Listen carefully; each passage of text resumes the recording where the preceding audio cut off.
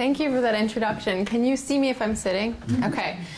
So I prefer to sit when I'm reading from my work, and then I'll just be walking around and clicking back and forth between slides, so interactively.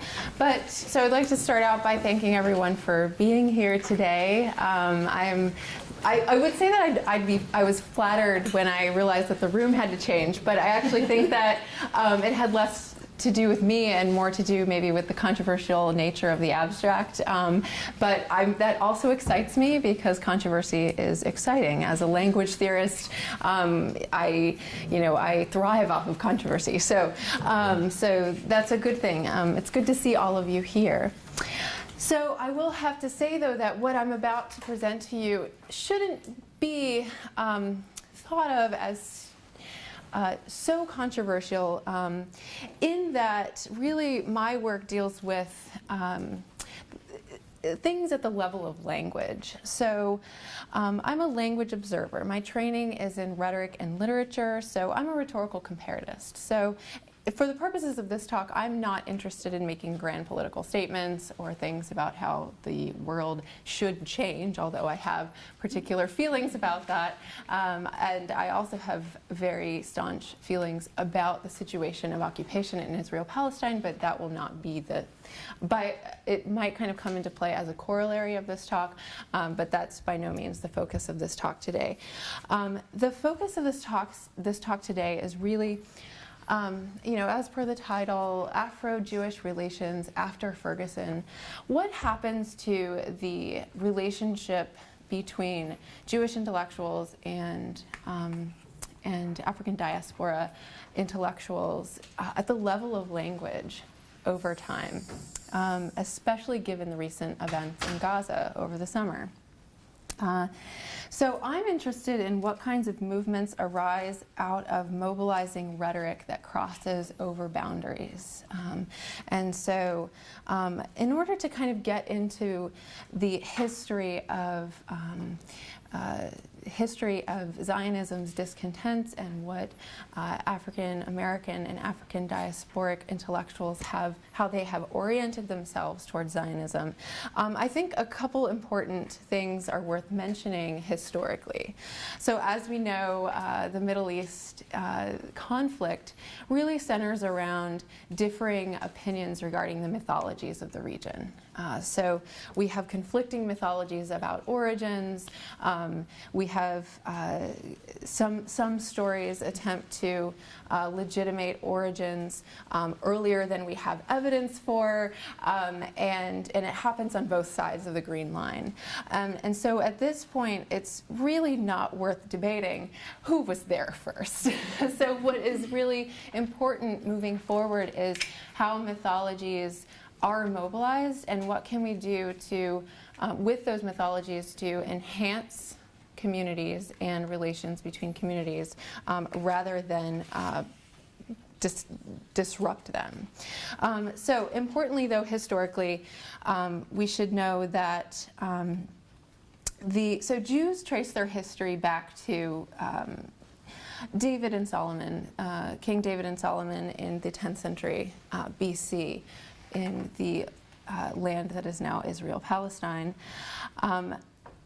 But there were people there before David and Solomon, before their reigns. There were the Canaanites and the Philistines in the 12th century BC. And Palestinians actually trace their heritage, indigenous Palestinians trace their heritage back to the Canaanites and Philistines. So they also trace their heritage to flash forward 700 AD, 7th century AD, when Arab Muslims conquered the region. So there are these kind of conflicting narratives about who was there first, what happened first. There are even stories about sort of pre-Jewish stories, so Jews telling stories about pre-Jews and how pre-Jews were there first. So it's sort of, you can see how this can get very difficult. But it's just as a historical note, we should know that there were technically pre-Jews, Canaanites and Philistines, then Jews, David and Solomon's reign, then Arab Muslims in 7th century AD. Again, speaking of mythologies, when we have in the 20th century the birth of nationalisms, we have a very short cultural memory, so a lot of people think that the nation always existed. But that's not true. Before nations, there were empires. And empires were just a little bit different than nations. Pre-modern and early modern empires, though various and variously differing, shared basically three things in common. There was relative non-interference, relative, I say, with the daily lives of citizens. Basically, empires wanted two things. They wanted people to behave and to pay taxes. They were typically governed by imperial elites whose religion was most often different from their constituencies. They rarely tried to impose, and again, rarely, tried to impose uniformity on the populations in language, cultural standards, and cultural standards through education or a standardized education system. Not necessarily because they didn't want to, but because they couldn't. They didn't have the technology, and they relied on local leaders and their connection with local constituencies to make policy. So basically, when we think about pre-nationalisms in terms of empire, we should know that it really didn't occur to empires that a state had to have an identity carried through and sort of modeled in the people. So, except for the Romans. So the Romans, historically, the Romans persecuted Jews. Jews rejected their civic religion, which they kind of tried to impose sort of haphazardly. And so because Jews rebelled against this, they persecuted them. But, other than that, empires were kind of dispersed. So then we have questions, we get to the 20th century, suddenly we have nationalisms, the kind of euphoria of the back to Africanism, the euphoria of the Liberia movement, euphoria of Zionism, a state for the Jews, Algerian independence, right, much later. So what birthed this kind of nationalist fervor? Well, the Enlightenment, to some extent. 18th century views and 19th century views on colonialism and early capitalism and views on the competitive travel market. Statecrafters decided that in order to compete on the colonial market, one should consolidate their states by sort of imposing certain standards on the populations and encouraging patriotism. Because if you have a kind of consolidated identity, then it's easier to kind of mobilize against an enemy. Okay, so nationalism is necessarily an outpost of capitalism and industrialization. So that connection between nationalism and capitalism cannot be, those two things cannot be divorced from each other. They're absolutely intertwined. So that's just kind of a very general history of nationalism and why it hasn't kind of always existed. But so, without further ado,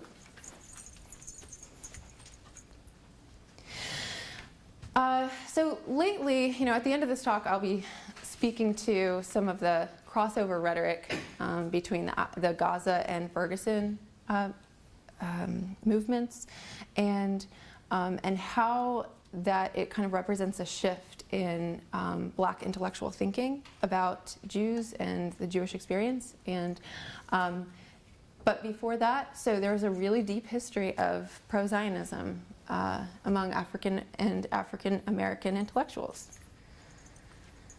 So we have Blyden. I'll start with Blyden, although there are quite a few. From the Virgin Islands, born in 1832, immigrated to West Africa, and he eventually becomes the Secretary of State in the newly established Republic of Liberia.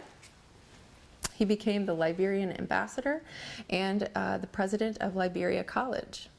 He was a pan-Negro patriot and a staunch Zionist. He actually wrote a response to Herzl's The Jewish State, of course, being the kind of precursor to Zionism, so Herzl's the father of Zionism. He wrote what's called the Jewish Question in 1898, which is a response to Herzl's The Jewish State. This text is avidly philo-Semitic and philo-Zionist. He dedicated it actually to his friend in West Africa, a Jew named Louis Solomon. Blyden identified the analogous importance of Zionism and Afro-American return to Africa. But he was actually a territorialist. So what that means is he didn't so much care where the state for the Jews ended up, but just that there would be one. So he echoed sentiments of such Jewish intellectuals as Leo Pinsker, who wrote Auto-Emancipation, for whom reclaiming the Holy Land was not the goal, rather a territory of protection. So here's an interesting fact, sort of anecdotally. In 1903, there was some talk of establishing a Jewish state in Kenya. So during a period of exceptionally bad anti-Semitism in Russia, where a substantial number of impoverished and persecuted Jews lived, the British government offered the Zionist Congress territory in Kenya for developing a Jewish colony. Eventually, Herzl turned this down. So it was important to Herzl that the Jewish state be in Palestine. So that's just an interesting anecdote. Then we have Blyden's contemporaries, such as Booker T. Washington, who did not share his back to Africanism. Washington did, though, ally with the Jews, as many black intellectuals, having grown up on scripture, did, and the liberating poetics of scripture. They felt special affinity to the Jews. Washington often made comparisons between the black and Jewish plights, particularly drawing attention to the atrocities of lynching and eugenics happening in Russia. He told blacks to follow the example of the, quote, Jewish race, end quote. And so I should pause here to say that there will be intersecting verbiage of race and ethnicity. And this is something that Jews and African Americans and African diasporic individuals deal with on a daily basis. Very difficult language of race, ethnicity, the conflating of the two. So Jews historically have resisted, for obvious reasons, the category of race to define themselves, unless it has become politically advantageous to use race in order to identify themselves. So it's a really complicated concept. But Booker T. Washington saw Jews as a race and thought that their ability to develop faith in themselves should be modeled for African diaspora. He thought Jews achieved success despite their persecution, and that this should be a model. But he actually hand-waved Zionism and also the Liberia movements. So he kind of preferred a stay-at-home mentality, fortify your home mentality. And so this kind of complicated his views on Zionism. Okay. Before we go on to the next black intellectual, I'd like to mention just briefly the Balfour Declaration. Has anyone heard of this important moment? A lot of people haven't. It is, a lot of critics point to it as a precursor to, or a progenitor even in stronger language, to the current Middle East conflict. It's basically an example of the Brits sort of double dealing, right? And inciting certain conflicts in certain regions for politically advantageous reasons. So, in order to partner the Jews with the Allied powers leading to World War I, the British actually capitalized on anti-Semitic oppression in Russia. So British Foreign Minister Arthur James Balfour promised a national home for the Jews in Palestine, that time, of course, occupied by, wanting to be occupied by the British, at that time under Ottoman control. So they promised a national home for the Jews in Palestine once they were able to dissolve Ottoman control of the region. This, in 1917, actually directly conflicted with a very similar agreement of 1915 called McMahon-Hussein Agreement, which was an agreement with the Arabs in the region. And this was also arranged by the British to incite Arab opposition to the Ottomans. So thus we have the progenitor of sort of these Middle East conflicts that once it got really heated, the British eventually abandoned. So the moral of the story is that there were sort of double dealings in the region already, and that this in part produced the Middle East conflict. So that you should know that about the Balfour Declaration. Okay, we have Du Bois. Really, really, really interesting character. So at this time, racial violence in America was on the rise. Okay, Du Bois rose as a prominent intellectual and staunch advocate of Zionism, seeing the repatriation of the Jews to Palestine a liberating program and a corollary to black liberation in America. He actually wanted to restore German-controlled Africa to blacks with the prospect of the Allied powers vanquishing Germany's territories. So he wanted a similar agreement. He wanted the Balfour Agreement for the African diaspora. This agreement was never granted, and he began to see the British as duplicitous in their imperial strategies. He also began to see their instigation of local tensions in the Middle East for various political advantages as problematic, and so this complicated his support of Zionism, although he pretty much consistently used or appealed to Zionism in order to argue for a national protectorate of the African diaspora. So he wanted a Balfour Declaration.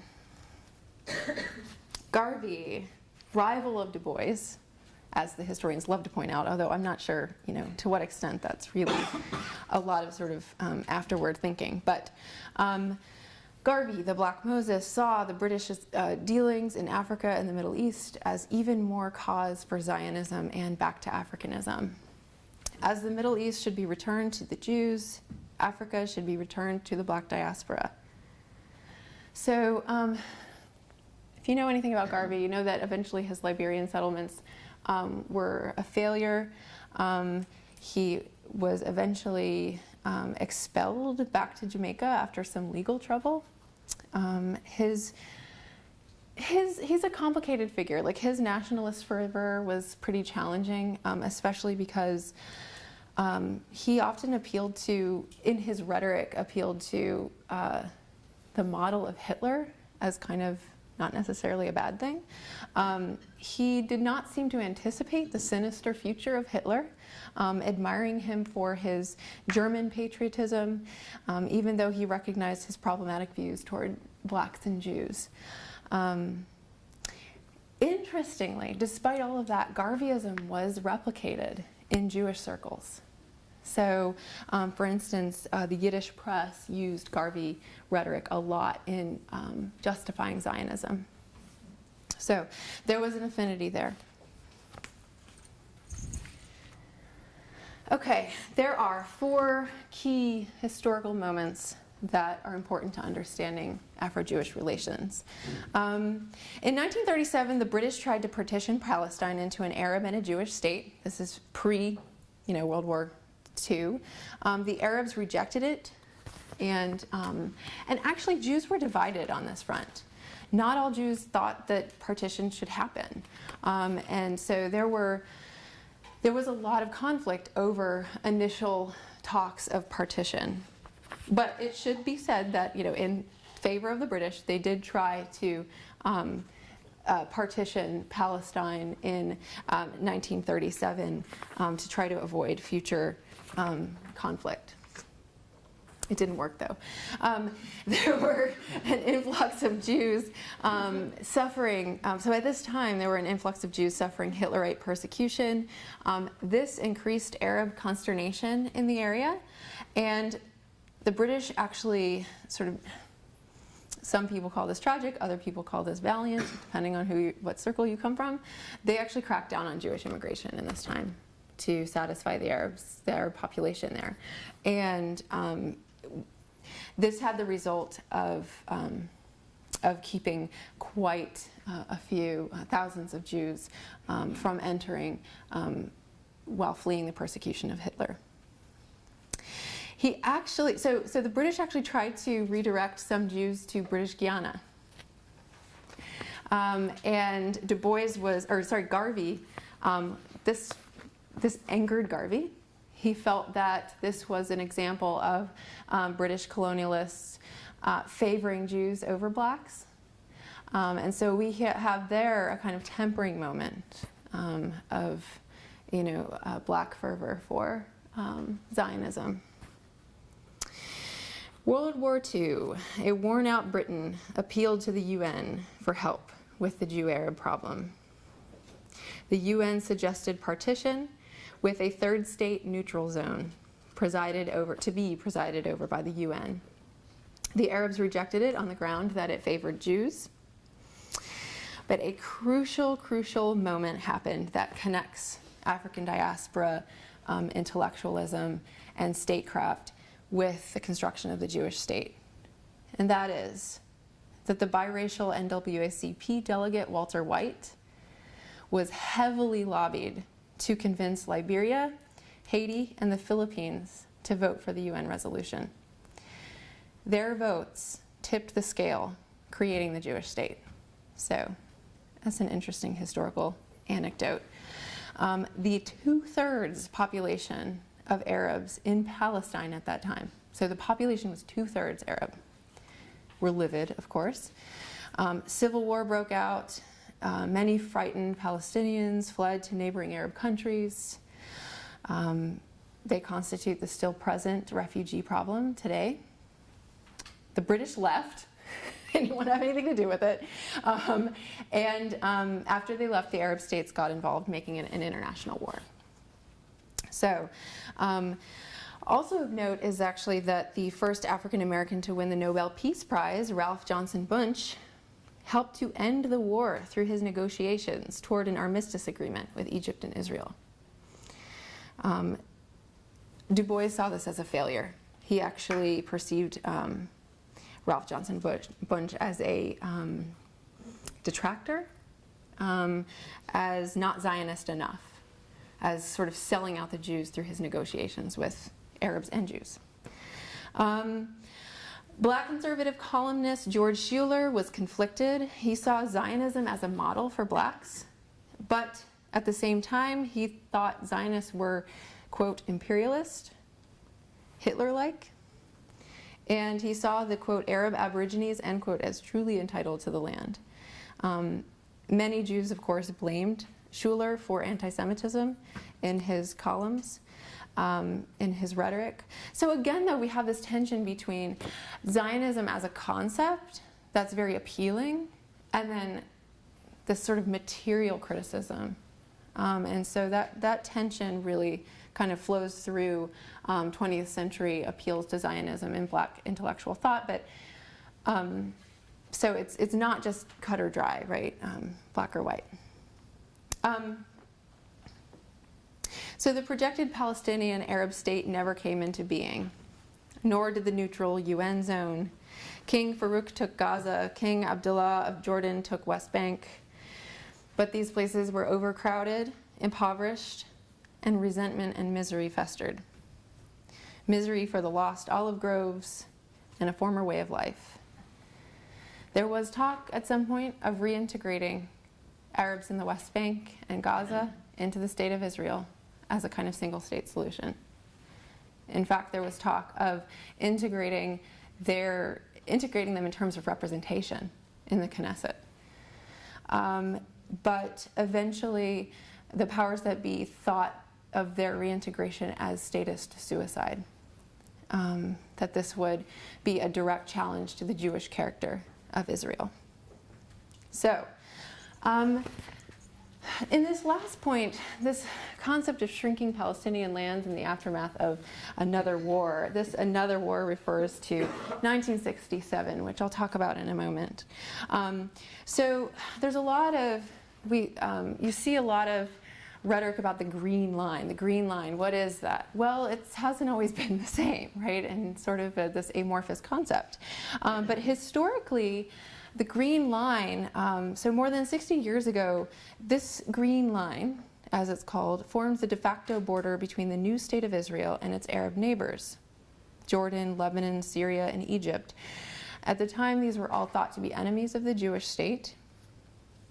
The line was in place for 2 decades, until June 1967, when Israel and its Arab neighbors fought the Six-Day War, in which Israel captured significant portions of Arab-held territory. So the Green Line was drawn initially as a result of 1949 armistice agreements. And so, but those lines changed in 1967 when Israel captured the West Bank and East Jerusalem from Jordan, the Gaza Strip and the Sinai Peninsula from Egypt, and the Golan Heights from Syria. So suddenly, 1967, you see all these maps of like shrinking Palestinian lands, and I'll show you the one that's most often disseminated on the internet. But a lot of them kind of refer to the Six-Day War in 1967 and the Oslo Accords as later as sort of being the key moments when Palestinians lose their lands. And so after 1967, Israel began building settlements in the West Bank and the Gaza Strip, as well as in the Sinai Peninsula. And Palestinians mounted a campaign. Much of this campaign was violent, much of it wasn't. Typically we see the violent side of things, but a lot of it was peaceful. A campaign to end the occupation.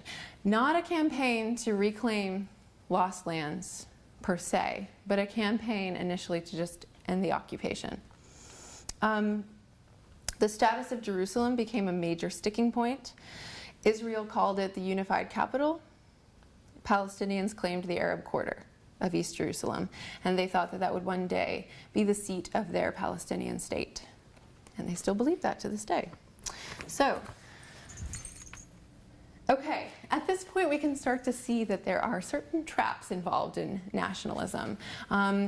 Fighting nationalism with nationalism. What is lost in that play, in that fight? So, for instance, you know, what kinds of ethnic cleansing are necessarily involved in nationalist movements, especially those that are ethnic nation-state movements? Further, what about black Jews? So if we have a body of rhetoric bolstering the concept of back to Africanism and, you know, black nationalism, and then we also have a body of rhetoric bolstering concepts of a Jewish protectorate, what about the people who fall in the cracks? So where do they go? And a lot of that sort of materially and poetically is what I've been working on in my current book project. But for this talk, I want to know, like, what materially and contemporaneously has become of the nationalist agenda, and is there a way of kind of looking back at some of the nationalist fervor moving up to this time, and is there a way of kind of situating black intellectuals given the current crisis? Well, if you look at the blogosphere and the public discourse kind of circulating and the literature, which some of it we'll look at today, some of the cues as to how that conversation is shifting are apparent. And we'll talk about that in a moment. So, but quickly, or maybe not so quickly, there are a few really difficult concepts of here, or I should say, not even concepts, material realities. Up here, Ashkenazi dominance, Oriental and black Jews, the refugee crisis, migrant crisis, Orthodox Jews and anti-Zionists within Israel. And I link them together, although it's not that simple. But they have, Orthodox and conservative Jews have historically been suspicious of Zionism as a biblical imperative. And anti-miscegenation and family reunification issues in Israel. And miscegenation in Israel-Palestine is actually the topic of my current book project. So, what do all these things mean? We see them in the news, some of which we don't actually see in the news, and we should. But what's happening? What's happening in contemporary Israel? So, contemporary manifestations of Israel and its policies of racial exclusion, and that sort of, again, that concept of race is a really complicated term that has been mobilized differently in different circles. They kind of follow along some of these important problems. So Israel today is not exactly the utopian vista for Jews that Black Zionists imagine, especially in that it ended up restaging some of the same hegemonies that plagued Blacks and Arabs, which were festering in World War I and coming to a head in World War II. So, just for some facts and figures, almost half of the non-Ashkenazi groups in Israel are significantly disadvantaged when it comes to proper housing, a chance for home ownership, and sustainable income. This is in part a result of the negative stereotyping of, quote, Oriental Jews. Oriental Jews typically refers to, and it's a derogatory term, of course, referring to North African Jews, Mizrahi, and Sephardic Jews, so non-Western European Jews, non-European Jews. And I should actually pause to talk about the concept of Orientalism in Israel-Palestine. So it's not always mobilized against Jews, like Jew-on-Jew racism, but it has been. But a lot of times it's mobilized as a way of romanticizing certain Jews that kind of represent an ancient past. So for some people, Oriental Jews are too reminiscent of the affinities between Arabs and Jews, the Semitic past that links both of them. For others, Oriental Jews are like old ancient Jews to be brought back into the fold, or Arabs generally thought to be ancient, romanticized Jews to be brought back into the fold. But a lot of times, anytime you have essentialism, this really plays out really problematically, materially.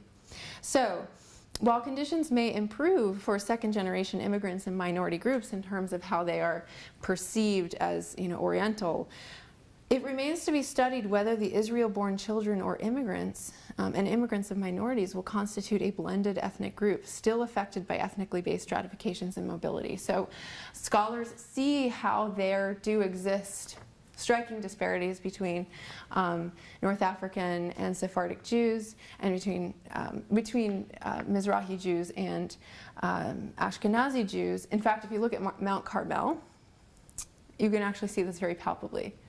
The higher you get on the mountain, the more Ashkenazis there are, and the more sort of affluent the households are. Yes? That mountain, by the way, was named after my grandpa's brother, who was the first Jew born there. That's incredible. His name was Carmelo. That's awesome. I love that. Cool. Just a fun.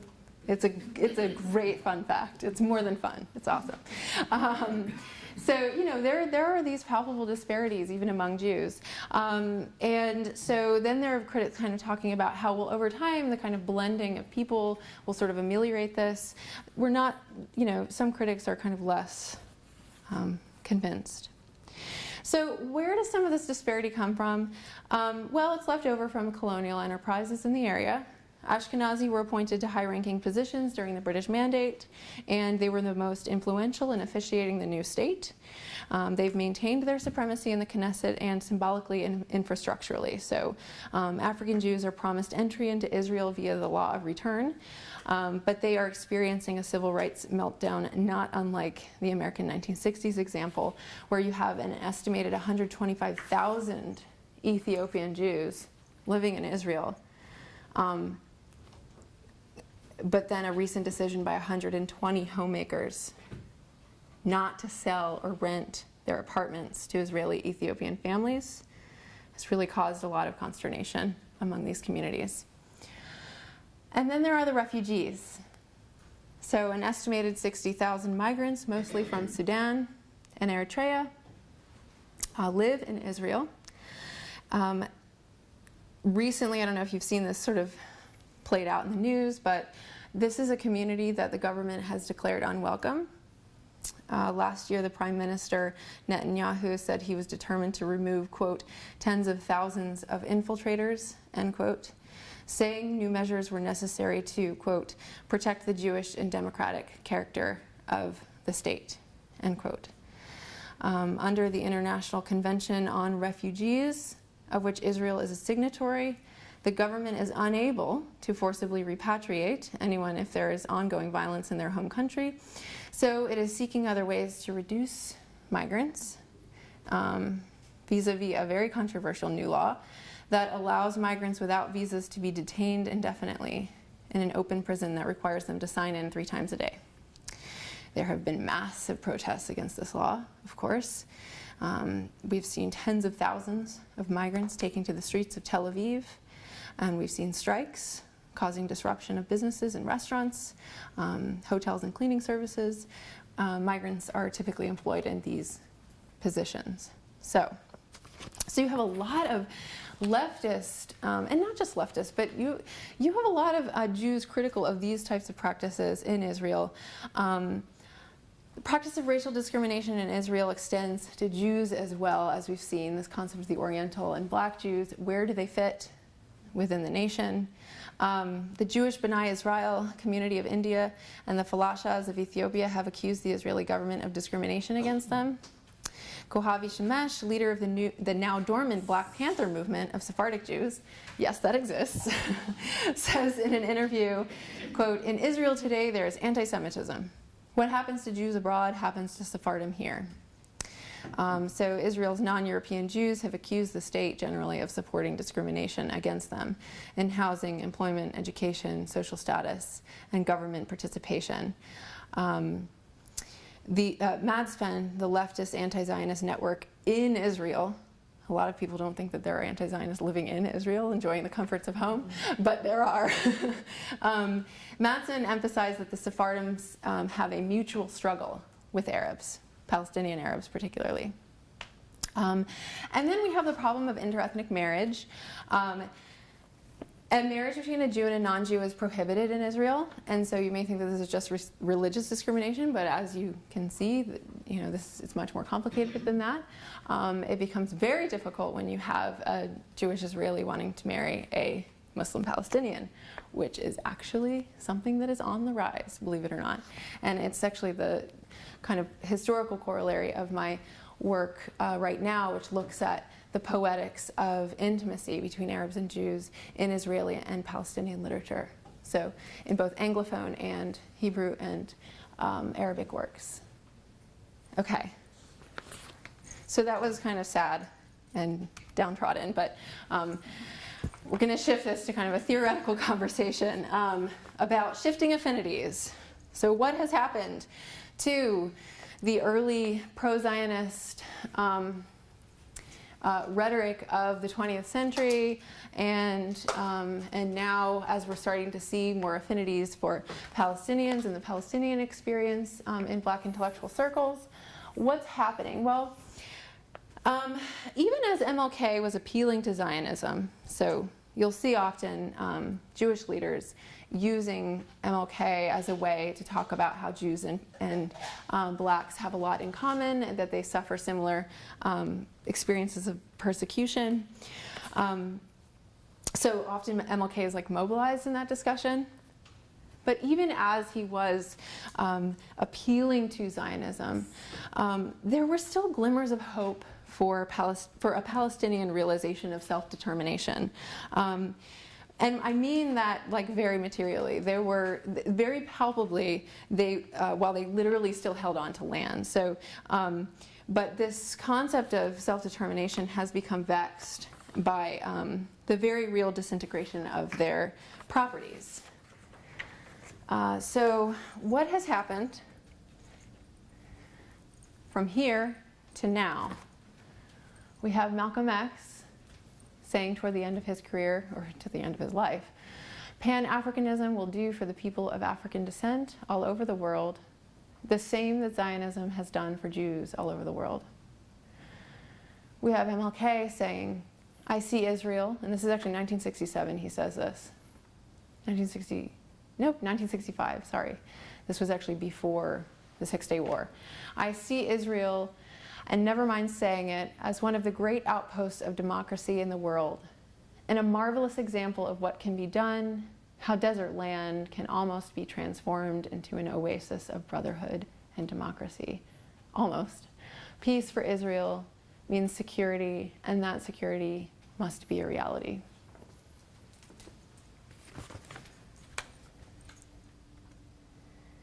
How do we go from that to the African Literature Association's resolution to support the boycott? If I can pull this up for you to have a look.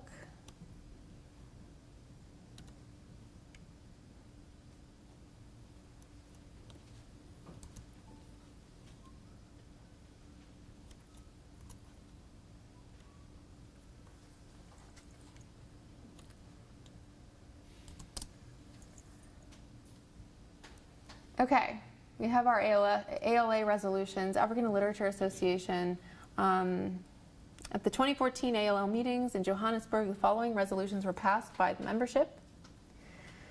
And we have a resolution on BDS, Boycott, Divestment, and Sanctions, which is the kind of international movement to boycott Israeli businesses, to put pressure on them to end the occupation. Particularly, it involves boycotting certain businesses that are operating in the West Bank illegally under international law. And then they say, whereas the African Literature Association is committed to the pursuit of social justice, to the struggle against all forms of racism, including anti-Semitism, discrimination, and xenophobia, and to solidarity with aggrieved peoples in Africa and in the world, whereas Israel's occupation of Palestine and the expansion of illegal settlements and the wall in violation of international law, as well as in supporting the systematic discrimination against Palestinians, has had documented devastating impact on the overall well-being, the exercise of political and human rights, the freedom of movement, and the educational opportunities of Palestinians, on and on and on and on. And also a kind of end rationale here. The resolution is offered in the spirit of the past boycott of apartheid South Africa. So now we have the intervening discourse of apartheid to talk about Israel's treatment of the Palestinians, which has caused a lot of controversy among thinkers. One of the ALL's earliest efforts at political coalition politics. This boycott has been endorsed by Bishop Desmond Tutu.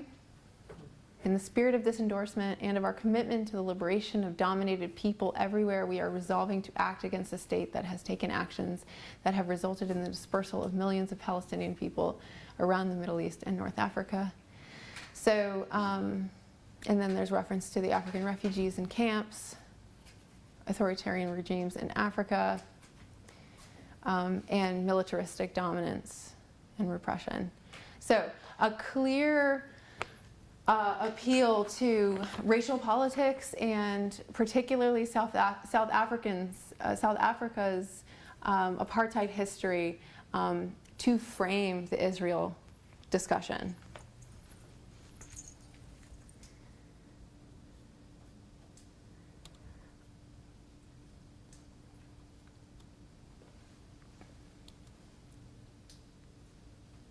Okay, so your handout, I just want to know how I'm doing on time because we may not get to go through this whole poem, but your handout is an example, or is a full poem, not just an excerpt, but a full poem by Mukoma wa Ngugi, who's the son of Ngugi wa Thiong'o, who's an incredible Kenyan political thinker, post-colonialist, and language politics theorist, who has vowed to write only in his native Gikuyu and Swahili, and to do subsequently his own English translations. So he's a big mind in post-colonial theory. And this is his son, who is a crime novelist, post-colonial crime novelist, and a poet. And he's a really incredible writer. So I won't read this, but in an interview, he was asked what his thoughts were on the ALA resolution, linking apartheid to Gaza, and he comes out in striking affirmation of that endorsement. And in fact, he would, because in his poem he makes clear connections between African diasporic people and experiences and the Palestinians. So if we could just kind of have a look at a poem for Arthur Nortkia, actually, that's Afrikaans. That's apparently the Afrikaans pronunciation. We'll pay particular attention to the sixth stanza down, but before that, I will just read through it. Your forehead jutting outwards, swelling with the wretchedness of inheritance, watching your trail of black dust, ashes of a cremated past swirl and swirl, a dance with voiceless ghosts that see through the film of your eyes frozen deep in the monotony of the past, holding a black and white photograph of a stillborn baby's wail, your nails thrust deep into the palm of your right hand until it explodes like a grenade. Reading blood will flood. The river Nile, your reflection lies face down in Thames River. I see a corpse in an ocean-sized fitting room. Consult neither the Yoruba gods nor oracles. What you need is an internal shift of perception. Find beauty sufficient enough to thaw feeling. Once you found beauty and said a true word, one true word spills its truth it seems, swells beehives until the honey trickles down to oasis. You said, lift up the cup gently to your scorched lips and drink lest you spill. The warm sunlight seductively filters through the baobab branches onto my hungry skin, oval slits of light swaying with the wind that moves the palm-shaped leaves. Is there a true word so terrible to face that creates such anguish? Only in its absence, the vagueness of an articulated absence that turns ghosts, births easy theories of dualism, and memory of a childhood that dreamt what it cannot now fulfill, leaving a solitary poet staring into the abyss with nothing in front or behind. The sole saxophonist in the middle of Oxford Square, playing long after the mourners have left. It once was beautiful. Wearing your martyr's cap, you sat too long defenseless, the lone Aeolian harp battling a screaming wind that has upon itself the role of redeeming the world. Thames River cannot not mummify as winter is not here. City lights flicker industrialization onto the river's glass. Your face distorted by the city's disco lights, two dark eyes peering into the display of orgy that dances before them. Every day the world ends with our eyes glued on the next shipment of happiness. Nightmares of landmines, sequestered Palestinians and Zulus who no longer believe in either the pointed tip of Shaka's assegai nor in the poet's pen. Let it hurtle along the piece of my mind. Baobab, fiend, sprout a branch, trip a thought, middle of inferno. And I'll just stop there. There are a few more stanzas which I can refer to generally. So in this poem, we have clear references to African diasporic, the African diasporic canon, really. In our very first line, your forehead jutting outward, swelling with the wretchedness of inheritance, a reference to Fanon's Wretched of the Earth, 1954. We have the references in the second stanza to the colonial excursion, but in reverse. The river Nile, your reflection lies face down in Thames River. So we go from the Nile to the Thames. Yoruba gods, Nigeria, baobab trees, it's a tree in Madagascar in mainland Africa. There's a reference to James Baldwin, the fire next time, in the stanza that we didn't get to, but the first line on the very next stanza. So this Pan-Africanism he's invoking right along with the plight of the Palestinians. Nightmares of landmines, sequestered Palestinians, and Zulus, who no longer believe in either the pointed tip of Shaka's assegai nor in the poet's pens. They no longer believe in an indigenous history or maybe rewriting or building that history. This kind of desperation, right?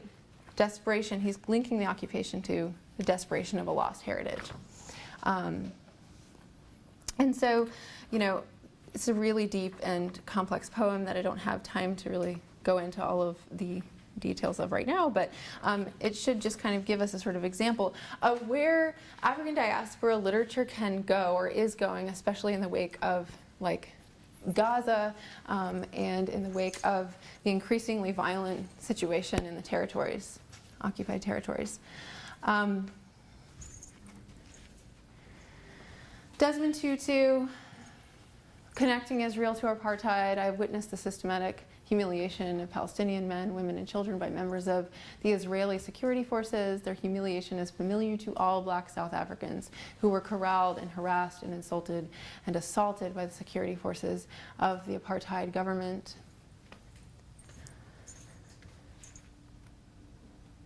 Where's the connection? How have we gone to the pro-Zionist 20th century to an alliance with Palestinians and the Palestinian experience? Well, my argument that is a kairotic one. I think the shift can be located in a timely way, right?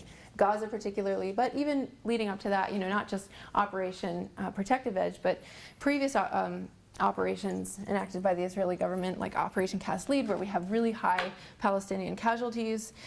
And so, you know, what does that do for us? What does that do?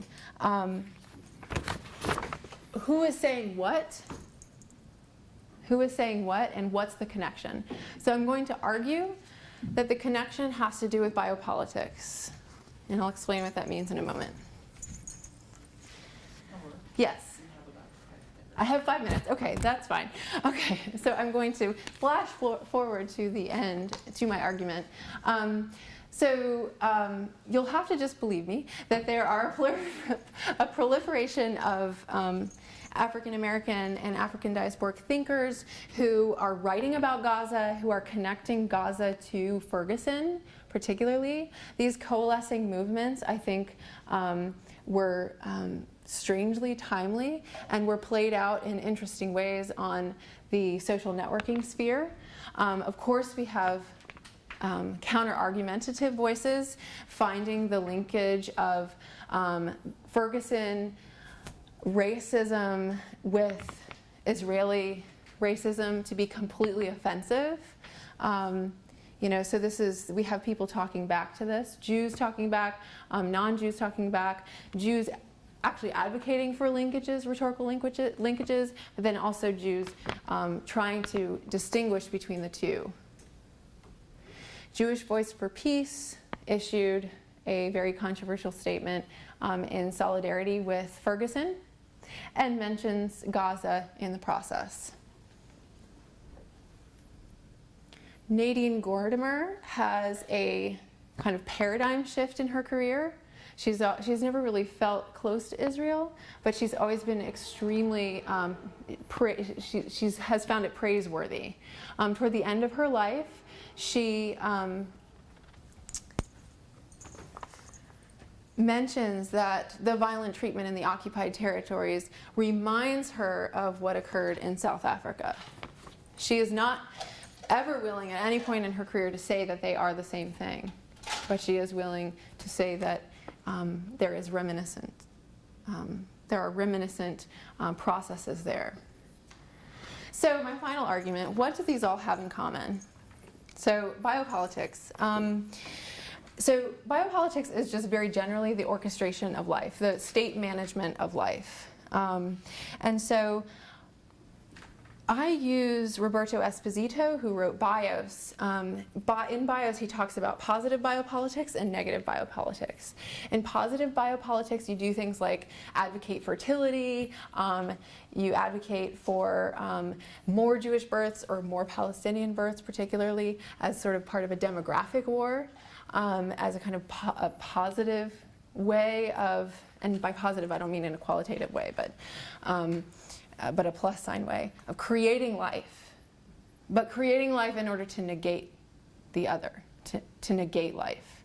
So then negative biopolitics, of course, being like eugenics, right? So I argue that the place of literature and teaching public discourses and rhetoric in all of this can be found in a connecting aversion to biopolitics. So Wa Ngugi's poetry linking Gaza to apartheid South Africa, Gordimer's work and her shared empathies between the plight of Jews to segregated South Africans, shows that there is a current tradition of siding with Palestinians and African lit and African diasporic thinking, but that this should not be eclipsed by the tradition of affinities between Jews and the African plight. So I argue that we can use the Jewish liberal tradition and the Jewish spiritual tradition of Jewish love, particularly, which I think is in a large part being stamped out in the media despite its proliferation with the literature, to encourage this kind of contradiction, so to disrupt binary thinking. So rather than say things like, Operation Protective Edge alienated African diasporic thinkers from the Jewish experience, we can say, Operation Protective Edge is in some ways reconnecting Jewish to African diasporas. This allows us to acknowledge the nuances in the critique. Just as Jews can be critical of Israel without being self-hating, and just as non-Jews can be critical without being anti-Semites, Africans and African Americans and Afro-Europeans, etc., can be critical of Israel without losing their relationship to the Jewish plight. So we should allow these crossover discourses and shifting discourses to generate more distinctive thinking, so less binary thinking. We should be highlighting the differences between early to modern forms of slavery and contemporary occupation and or genocide in order to highlight human rights issues rather than to advocate binary sort of antagonistic thinking. I'll end there.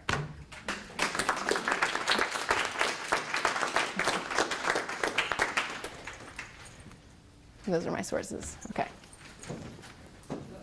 Thank you all for coming. I hope you enjoyed it. Yeah, if you have any questions, if anyone doesn't need to run out. Hello, what was Operation Protective Edge? Operation Protective Edge happened over the summer. It was a multi-week operation that started with the murder of 3 Israeli teens. 3 Israeli teens were found murdered, and the Israeli government blamed Hamas. Later we found out that Hamas as an organization was not responsible, that it was an individual, these acts were individually enacted.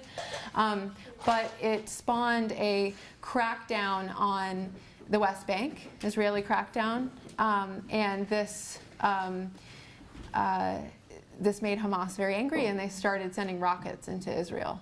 And their Iron Dome system, which is a highly sophisticated system of intercepting missiles, was able to just basically make the rockets from Hamas completely insufficient. I think 2 Israelis were killed by the rockets. But when they refused to stop sending rockets in, and Israel wouldn't talk to Hamas, Hamas wanted to end, they had certain demands as to, in regards to ending the occupation, or really just lifting the siege. Israel, of course, considers them a terrorist organization, so they did not negotiate with them, and they sent in, yes? Actually, Israel did want the ceasefire, but Hamas rejected it. So yeah, I mean, they went back and forth on the kind of rejection and... There is really no negotiating because they're a terrorist organization, and they don't want a ceasefire. They just want to destroy Israel and take it off the map. Right. That is in many circles. That is the line of thinking. Yes. So they are considered a terrorist organization by the EU, America, many European countries, as well as some Middle Eastern countries. So they sent in ground troops eventually, and I think when it was all said and done, 2,200 Palestinians, 2,200 casualties, 75% of which were civilians. And they said that when the international community criticized the number of civilian casualties, they said that Hamas was using the civilians as human shields.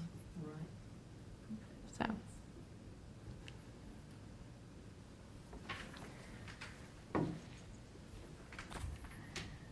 You look like you want to say something. I'm curious about the sort of early African American kind of intellectuals and their kind of pro-Zionist stance, and I guess it's kind of interesting because you can see the affinities they would see with regards to the Jewish people not having a place of settlement in Africa. Right. Particularly around the sort of 19th century, where Africa is being carved up and Germany is starting to take a lot of Africa. I guess I'm sort of sympathetic to their utopian view, and I'm guessing you are. I mean, because I can see how they could be supportive of a utopian view of what could have been. Yeah. But not necessarily foreseen.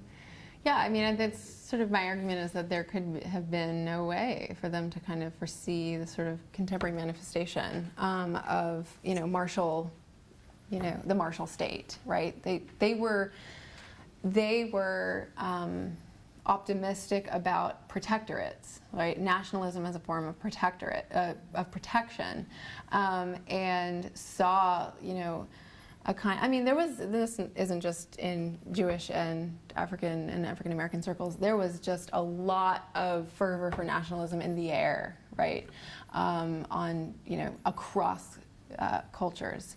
So it was the era of drawing lines and boundaries, and so there wasn't a lot, a lot of forward thinking about sort of like the material manifestation of how, or the infrastructure of how that would work. In fact, like I said, in the beginning, it wasn't even so important that the Jewish state be established in Israel or in Palestine, right? But Herzl was like, no, we need Palestine. So. Can I just ask for you? Go ahead. Just one more follow-on. I thought the thing with Martin Luther King, his language. So he's saying this in 65, yeah.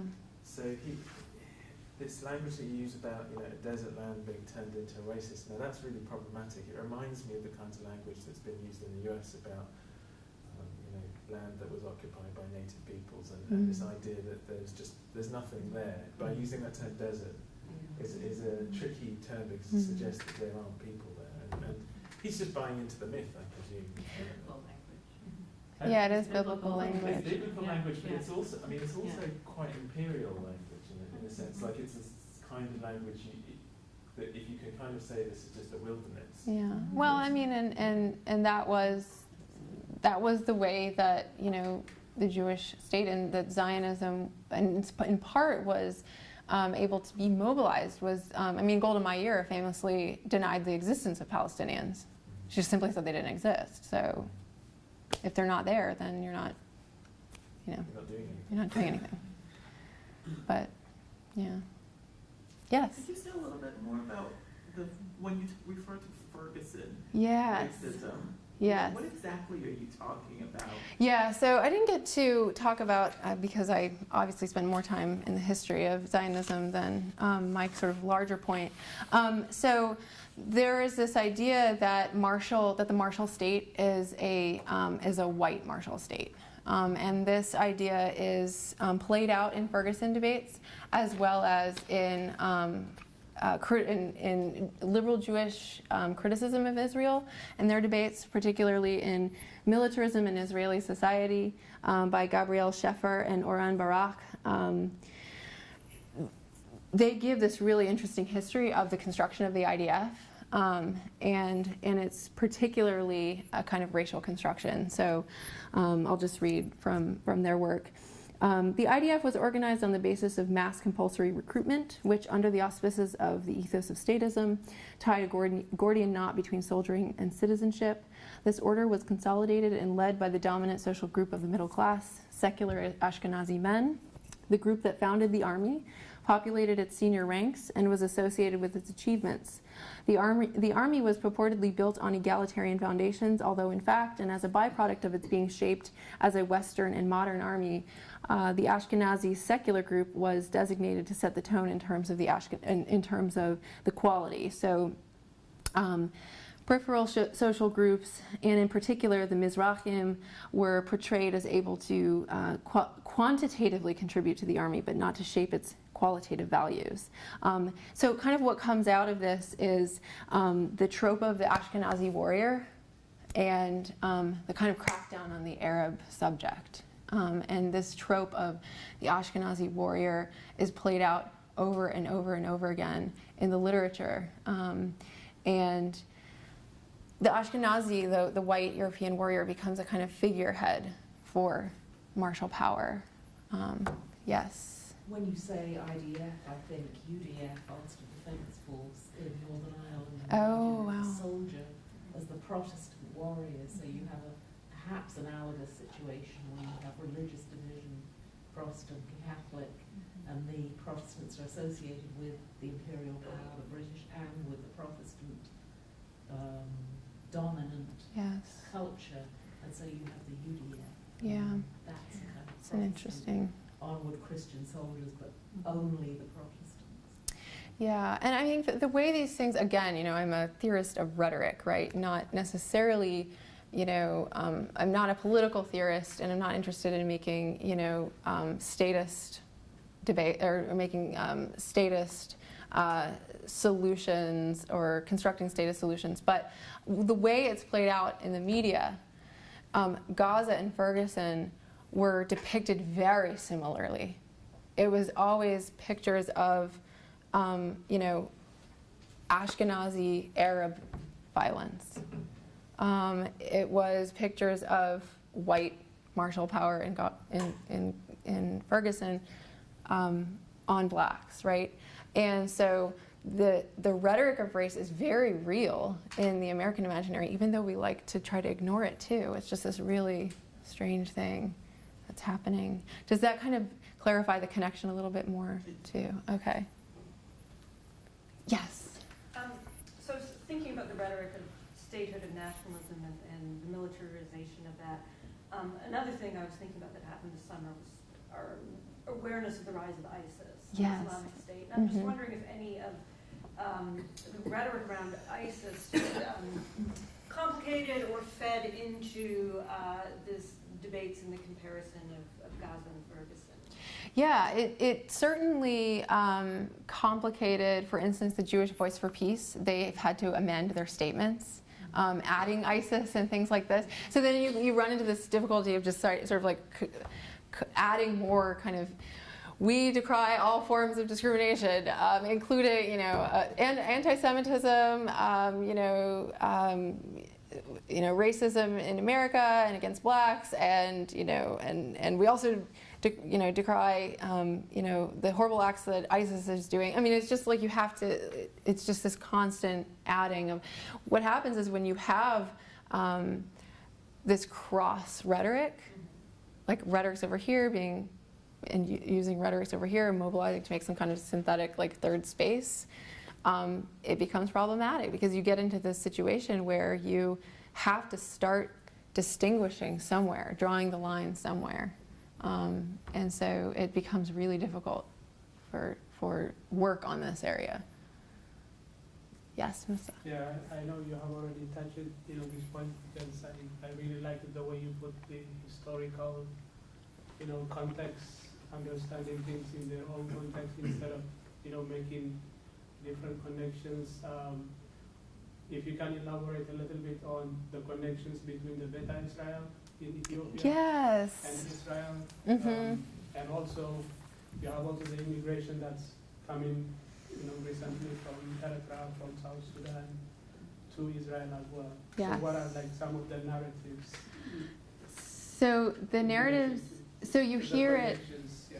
yeah, so you hear narratives of acceptance for African refugees and African Jews, and within Israel, this narrative of sort of they need to be brought into the fold, and that they're part of the state, and they need to be kind of they give us texture and things like that. On the other side, you do hear narratives of the infiltrator, you know, that they are somehow a threat to the Jewish character of Israel. Strangely, even though many of them may be Jews, yes. Just like really fast. Yeah. When you say like the narrative of the infiltrator, Yeah. wouldn't that be more of like I think it's important to say that that would probably be more of an Orthodox Jewish narrative. So it's the status narrative. It's Netanyahu's narrative. Okay. Yeah, Just but 'cause, so like not all Jews obviously. no, of course not. In Yeah, fact, because you know, Ethiopians have so many, and African immigrants have so many rights, and like are even in the army and are treated equally and given equal rights.